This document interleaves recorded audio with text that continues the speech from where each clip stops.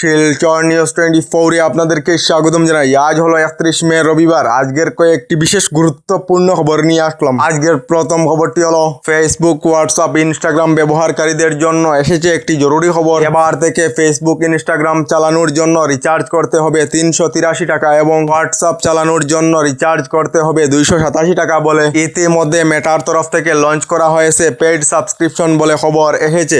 এদিকে আমাদের ভারতবর্ষে আবার টাকা পরিবর্তন হতে চলেছে বলে খবর এসেছে। খবর অনুযায়ী বর্তমান সময়ে আমরা যে কাগজের টাকা ব্যবহার করিতেছি, এই টাকার পরিবর্তে প্লাস্টিকের টাকা নিয়ে আসার পদক্ষেপ আরবিআই তরফ থেকে নেওয়া হয়েছে। কারণ হলো বর্তমান সময়ের যে কাগজের টাকা খুবই তাড়াতাড়ি ময়লা এবং নষ্ট হয়ে যায়, যার ফলে প্লাস্টিকের টাকা নিয়ে আসার সিদ্ধান্ত রিজার্ভ ব্যাংক অফ ইন্ডিয়ার তরফ থেকে নেওয়া হয়েছে বলে খবর এসেছে। এদিকে অসমের কৃষক সকলদের জন্য এসেছে একটি ভালো খবর। অসমের যোগ্য কৃষক সকলদেরকে অসম সরকারের তরফ থেকে প্রদান করা হবে টাকা। প্রত্যেক যোগ্য কৃষকদেরকে প্রতি বছরে প্রদান করা হবে 11,000 করে টাকা বলে ঘোষণা মুখ্যমন্ত্রী ডক্টর হিমন্ত বিশ্ব শর্মার। এদিকে রেশন কার্ডের হিতাধিকারী সকলদের জন্য এসেছে একটি জরুরি খবর। যে কোনো মুহূর্তে কর্তন হতে পারে আপনার রেশন কার্ড অথবা রেশন কার্ডে থাকা পরিবারের সদস্যের নাম। কারণ হলো এখনো পর্যন্ত যদি রেশন কার্ডের ইকেওয়াইসি সম্পূর্ণ না থাকে তাহলে শীঘ্রই ইকেওয়াইসি সম্পূর্ণ করার নির্দেশনা জারি করা হয়েছে বলে খবর এসেছে।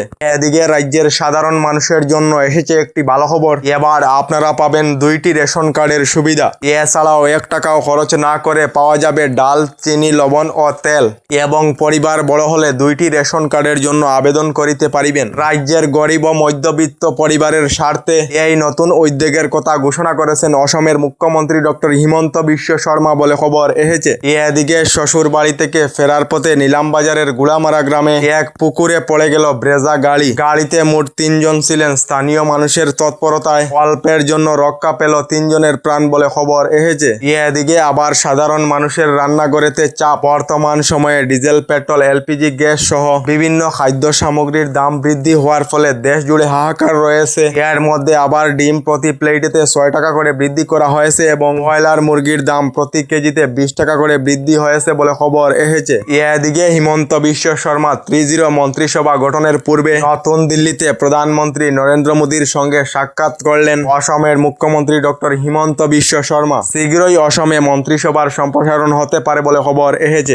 এদিকে শ্রীভূমি শহরের জাতীয় সড়ক সংস্কারের বড় পদক্ষেপ নিয়েছে সরকার। NHDCL এর রাস্তার কাজের জন্য 52 কোটি টাকার প্রস্তাব গ্রহণ করা হয়েছে বলে খবর এসেছে, যার ফলে খুবই শীঘ্রই সম্ভবত শুক্রবার থেকে 80 পয়েন্ট থেকে রাস্তার কাজ শুরু করা হবে বলে খবর এসেছে। এদিকে ভারতকে কংগ্রেস নেতা রাহুল গান্ধীর মতো নেতার প্রয়োজন। আশা করি একদিন কংগ্রেস নেতা রাহুল গান্ধী ভারতের প্রধানমন্ত্রী হবে বলে মন্তব্য করলেন ভারতীয় সিনেমার অভিনেত্রী দীপিকা পাডুকোন। কংগ্রেস নেতা রাহুল গান্ধী ভারতের প্রধানমন্ত্রী হতে পারবে কি? আপনাদের মতামত কমেন্টে নিশ্চয়ই জানাবেন।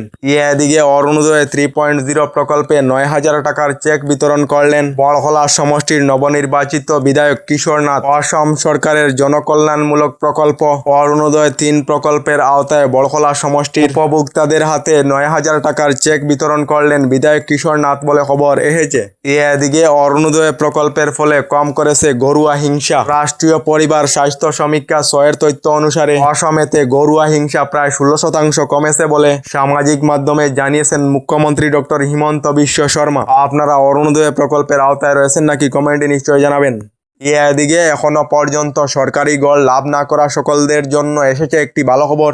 ইতিমধ্যে অসমে প্রায় সরকারি গড়ের জন্য জিওট্যাগিং এর কাজ সম্পূর্ণ হয়েছে। এবার অসমের প্রায় 15 লাখ পরিবারদেরকে নতুন সরকারি গড় প্রদান করা হবে বলে অসম সরকার থেকে নতুন সরকারি গড়ের অনুমোদন দেওয়া হয়েছে, যার ফলে সরকারি গড় লাভ না করা সকলেরা শীঘ্রই সরকারি গড় লাভ করবেন বলে খবর এসেছে। আমাদের ডেইলি খবরগুলি ভালো লাগলে আমাদের ভিডিওতে লাইক দিয়ে চ্যানেলটিকে সাবস্ক্রাইব করে নেবেন।